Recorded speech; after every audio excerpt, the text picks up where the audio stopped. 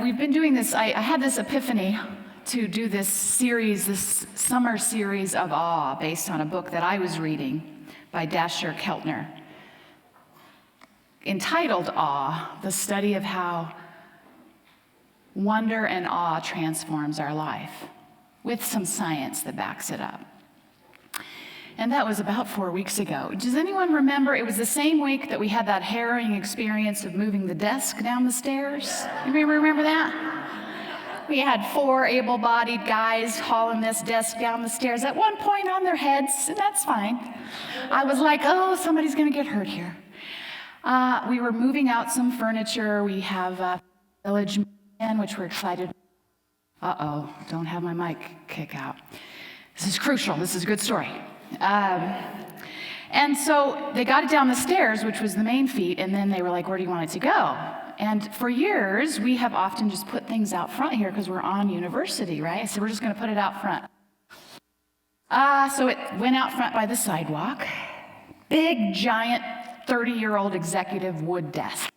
Who's not going to drive by and pick that up, right? And then we added some 25-year-old painted partitions from our youth department. That ought to get them. No, it didn't. So that first day, nothing happened. I just kept going, moving the partitions because they kept blowing over. And then the next day I woke up, what am I going to do with that desk? End of the day, desk was still there. I thought, oh boy, I should have had a plan B.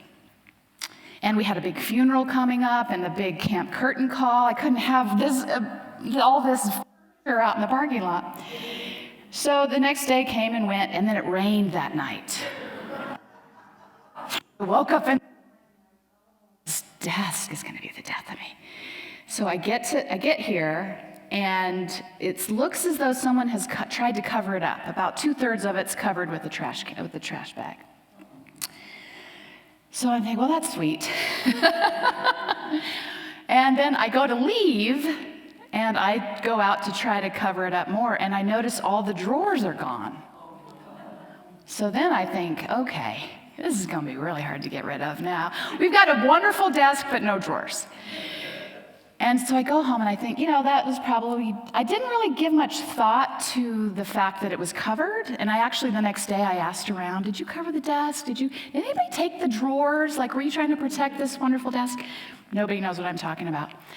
And about 2 hours later, there's pounding at the door. And I look down, and there's a man, his bicycle is kind of off to the side. So I open it a little bit cautiously. I don't recognize this man. And he begins to talk very fast and furious about how thankful he is for everything and that he really likes that desk. And I said, you have the drawers, don't you? And he said, I do. I said, and you covered it up. I did. I have the drawers, but he took 3 trips to his apartment on his bicycle with the drawers. Okay? Oh, it gets better. Oh yeah. So I'm like, whoa. And so sensing that I'm now like in it with him, he very openly tells me his plight in life has not been great. He was homeless for 3 years after a wrong turn with the law many years ago. And he then said, I just want to thank you for not being afraid of me and for speaking to me in a way that was respectful, because one thing I learned very quickly when I didn't have a home and I was kind of dirty and disheveled, people were afraid of me and sort of saw me as a non-human being.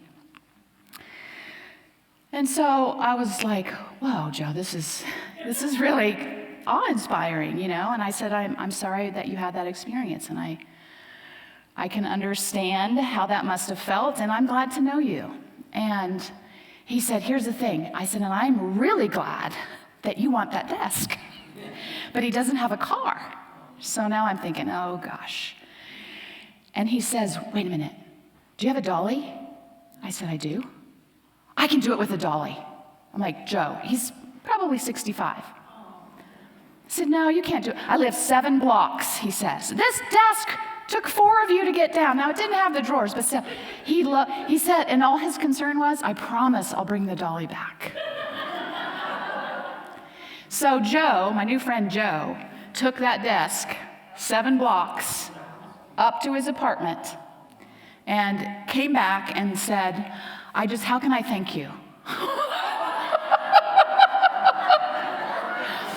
And meanwhile, now he's starting to talk, I got to get this part in, very much about the power of God and how we get all mixed up and people get all confused and then they hurt each other with it, and that's not what it's about. And he's read the Bible and he's done this and he's done that and he knows there's a bigger purpose. And God is miraculous. When's the last time you experienced a miracle, he says, as he's returning his dolly. I said, about 20 minutes ago, Joe. When you drove that desk up on a dolly 7 blocks, and I meant it, yeah? And so he ended up moving the partitions to a more suitable place, and so you don't see them anymore, they're gone. So that story has stuck with me as, sometimes, and we've talked about all the varieties of ways that we can experience awe and how the universe is seeking to get our attention, to pull us into something that's greater than our perception and then of our limited self, right? I had it that there was no way in heck did I think some guy's going to pull up and take this thing on a dolly. And there was a minute that I thought, is this guy nuts, right? I had to go through this. Can he do it? And then I was like, already taken the drawers. He can do it. So I had to step outside of what I thought was possible. So we've talked about, that many of us experience awe in nature, right?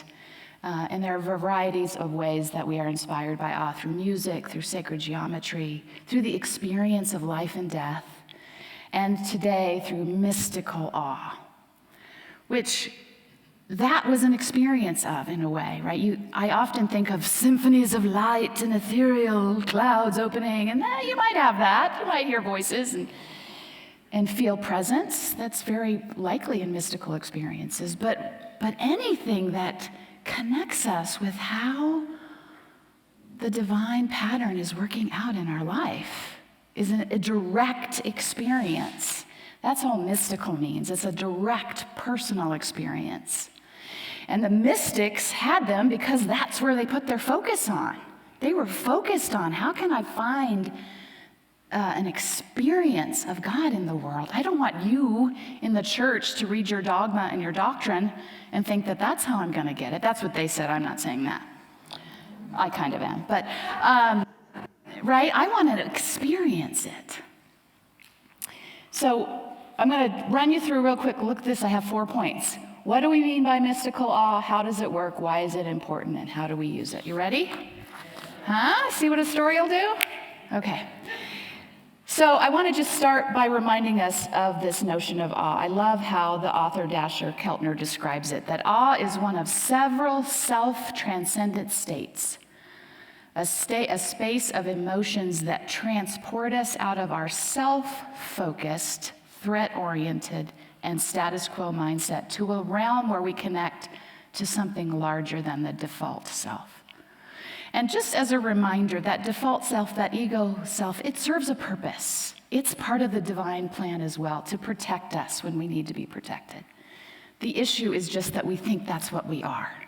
And then because of its limited perception, it stops us from even being able to access what is beyond that, because it's scared of it. So that's all we want to just recognize. It helps us, it serves a purpose, and it's not who we are. And his main thesis, which is why I'm sharing this whole series with you to begin with, is that our spiritual life grows out of awe. That's why so many people aren't here today. They're in the mountains, they'll tell me. I'm in the Cathedral of Wilderness, sorry.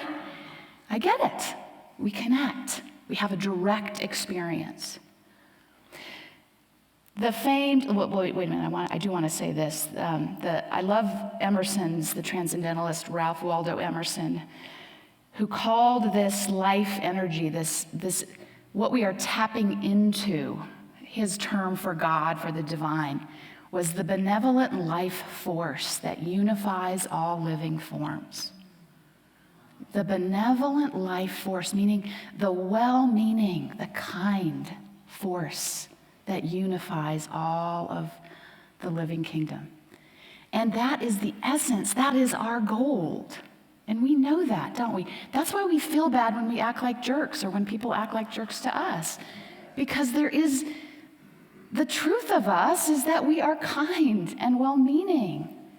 We want other people to experience life fully as much as we do. And it's when we feel protective or threatened that we act out. The famed, I always got to get some history in, the famed 19th century psychologist and philosopher William James referenced this life force as the fundamental it that is calling to us, and that we are, regardless of what we call it, where we look for it, it's what we are trying to find, this greater meaning to life and our purpose in it through connecting with direct experiences of it.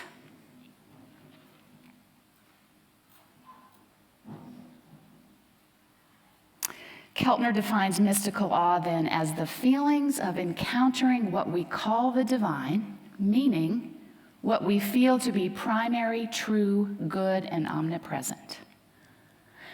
How we feel when we encounter experiences that feel primary, true, good, and omnipresent. Does this sound familiar?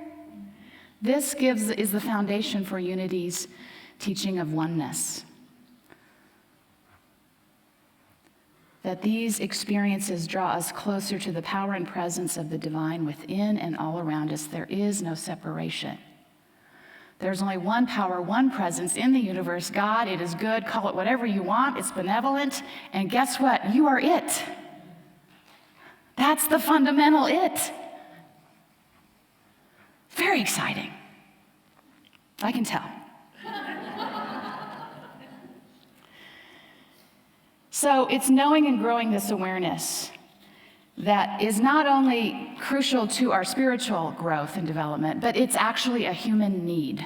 This is where I get really excited about the science. I swear I'm not a scientist. And I have not felt like, obviously, I'm not a scientist. I'm here with you this morning being a spiritual leader. But I have never really needed to have science quantify what I feel I already know is true, but it's really exciting when it does, right? I just was made known of this book called The Awakened Brain by Dr. Lisa Miller, where her team of scientists has actually found proof that we are hardwired for spirituality. She says, put it most simply, there is one spiritual brain and we all have it.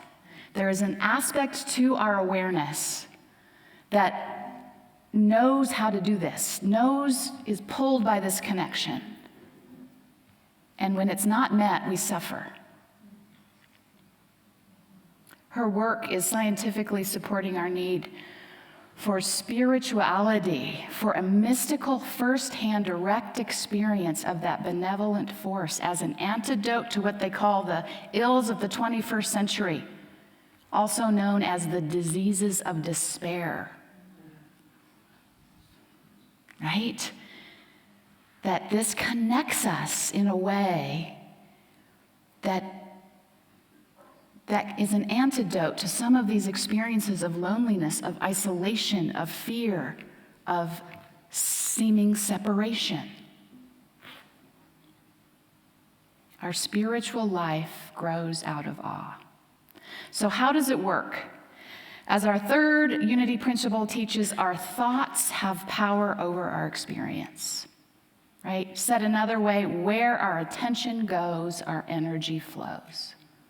So, we can choose to attend to what is primal, true, and good within and all around us, which bit by bit, thought by thought, word by word, action by action, expands our sense of self.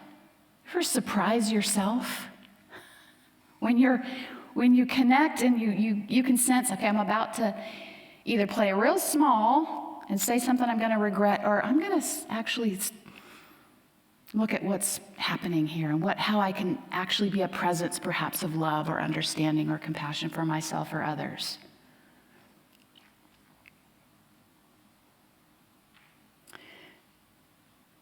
we begin to embody more fully in all aspects of our life that truth, that goodness, that is our true gold. Now, the other option, which many of us do, is that we pay attention to and let our energy follow our limits, our pains, our fears, our worries. And then we have and experience and express more of those. Not that we won't have those if we're all spiritual, but now we can bring a depth to us that is actually connected to the fullness of God, of divine intelligence and life and love, to those experiences. Keltner says that mystical awe often originates in extraordinary, inexplicable experiences that transcend the expectations of the false self. That's what I had with Joe. What I thought could be of the desk and who he was, I let that go. Now, to be clear, I always have to say this, we don't just go out and walk into traffic and go to high crime areas and just say all is well. I mean, we use our intuition and we're mindful, but we also don't limit ourselves by chronic fear and protection. So how it works, this is what I came down to, is when we have a direct experience, however it comes, that blows our perceived limitations of ourselves, of life, it pulls us beyond that limiting knowing and understanding. And in that process, we both experience the fullness that exists beyond it and how we limit it. That's the kind of epiphany. Oh, there's more going on here than I can see. There's more in life, in my life, right around me than I know. How can I tune into that more fully? And awe and wonder, being curious, being open. I know that, done there, been there, done that. Oh, don't need to do that anymore. Open, curious to all the life that's going on around us. So experiences of awe help us to distill that higher self, that gold, from the default self, from the protections. Helps us pull it away and see it for what it is, and to see the limits of how we often operate. Why is it important? Our spiritual life grows out of awe. We are wired for it and we need it. It's part of, I'm hesitant to say things like, what's wrong with our world is people aren't going to church, or, it's not that simple, but it is a spiritual crisis, because if we were more in touch with this inner truth, with this gold within ourselves and within each other, what's happening in our world would not be happening. And so it becomes a question of how do we do it? And not only how do we do it in these 40 minutes, but when we get out there and someone cuts us off, or when our tween gives us an attitude, or when someone doesn't show up to work, right? We have to be building that muscle, spending time connecting beyond what we know ourselves to be, opening up to that fullness, opening our minds and our bodies and our feeling nature up to,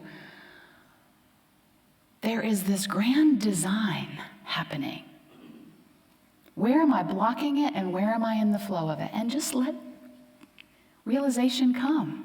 You probably already have an idea, right? So as that same beloved scientist, Dr. Miller, says, we are built to deepen. And when we don't, we suffer. When we don't, we feel that nagging, ugh. And then we act out, right? And we, in real destructive ways, if it's real deep suffering, that's where our addictions come in. That's where we're really getting off track. But here's the amazing news. Suffering is the doorway to spiritual awakening. Never what you want to hear when you're in the midst of it. Thank you very much. Right? Suffering. I remember I was going through that horrible breakup like 15 years ago, right as I was finishing my licensed Unity teaching certificate, and I had all this homework, and I just fell flat on my face, and I called my teacher. I was like, this is happening, and I don't even know. She's like, welcome to the fast track of spiritual growth. I will talk to you later. Right? Because like nothing else, the limits of all the crap that we put on top, it doesn't work. So we have to look outside of ourselves. We have to connect with a bigger purpose and a bigger power, with that gold, as it were. So, importantly, too, why it matters, both of these studies, Dr. Miller and Dr. Keltner, found evidence of the positive trends toward overall resilience, happiness, joy, less depression, less anxiety, less addictive behaviors, overall sense of greater health and wellness among people with a strong spiritual connection. They found correlations also with higher levels of humility, altruism, and compassion. So this is why it matters. And this is what we're built to discover and to live into.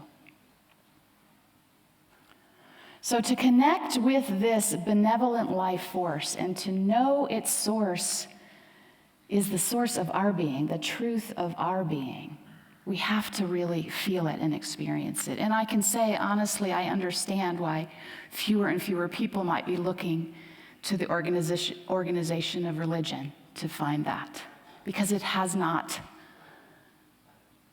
evolved as quickly as we have. And in fact, some of the ways in which we've gone about trying to connect through the church has been a distraction, or has been an avoidance, or has been harmful, has left whole groups of people out and made them wrong. And so I do feel that Unity has a unique path forward to be able to connect without some of that. Now, as soon as we start doing things like singing the same songs and doing the same prayers, it can become routine. It can become empty. And that's why I switch it up sometimes, and it makes some of you mad, right? Well, let's not just sing it because we sing it for 15 years. What does it mean? What is it invoking? Let's switch it up.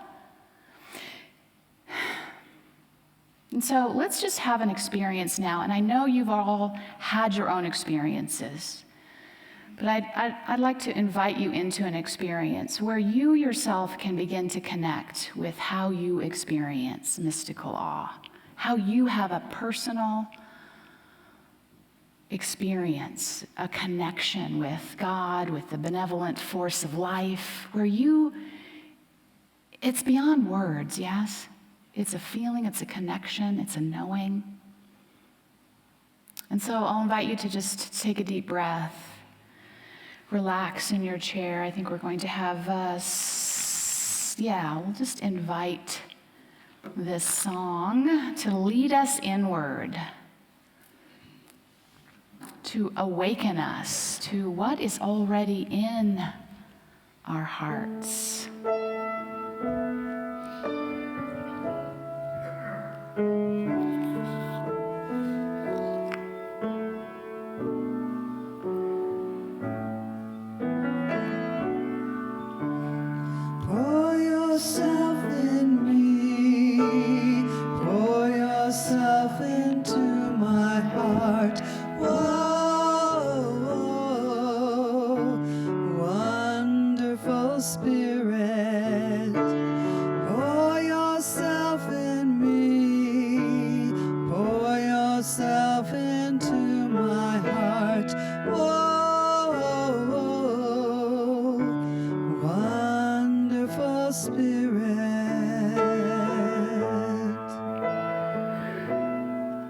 So just deepen your breath. Let your breath be a point of relaxation, or you can literally catch your breath fully. The simpleness of breathing deeply connects us with the breath of life. All too often we are holding our breath. So just give yourself that gift now to really take a deep breath. And notice that little bit of spaciousness, just that. Letting your mind ease up a bit, letting your body relax. Your breath is a crucial tool to that. And you might even put your hand on your heart and imagine, if you will, breathing into your heart space.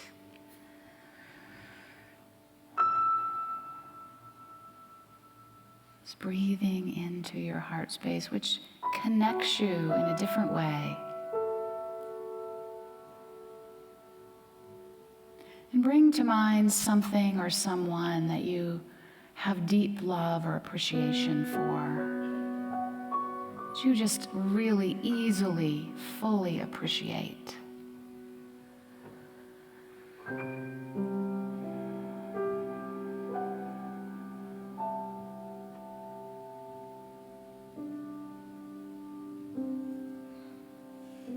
Let that love, that appreciation wash over you, fill you,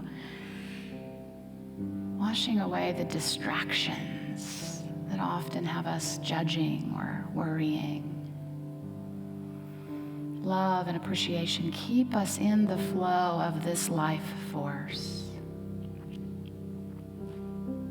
And so, from this place of openness, just consider for yourself, where or how have you most often experienced the divine personally? What place or space or in what face?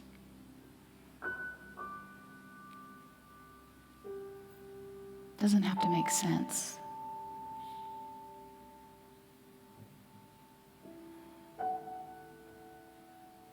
And can you connect with that experience now, tapping into, ever how briefly, this awareness that there is a grand purpose working in and through your life right now. Beyond what you can perceive, beyond your limits, beyond your doubts, beyond your mistakes. Where that gold is cracking through.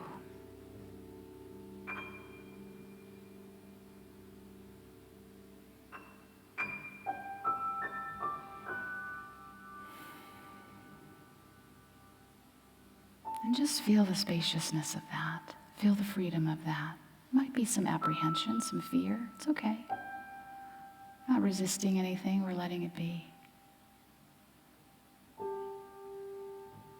The question is, can you move more fully, more freely, more confidently toward that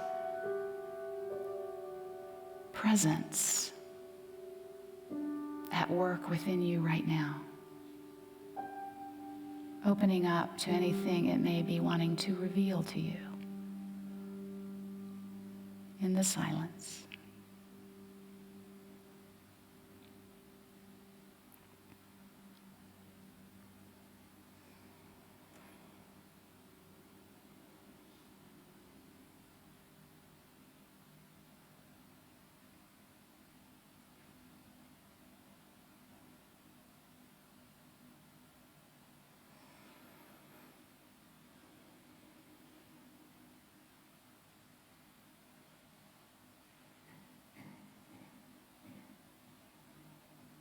Just take a moment to center or anchor that, whatever you felt, whatever you experienced, into your heart space.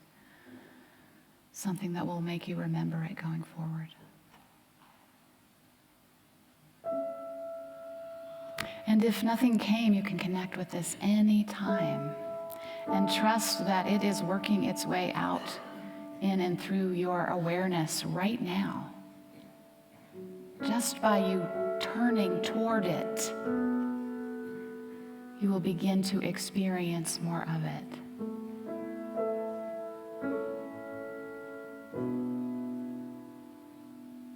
So above all else, know and claim that gold that you are. Shine it in not only the easy times, but the difficult ones.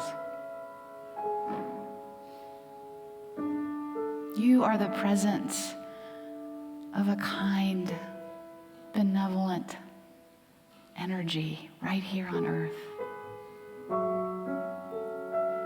May that knowing guide you, comfort you, inspire and instruct you more fully each and every day.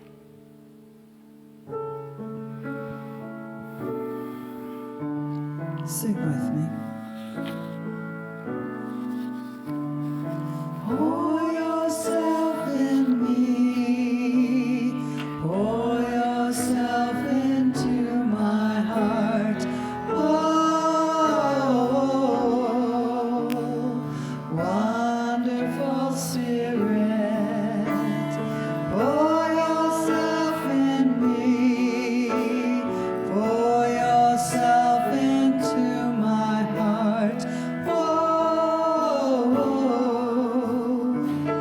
wonderful Spirit, pour yourself in me, pour yourself into my heart. Whoa, wonderful Spirit,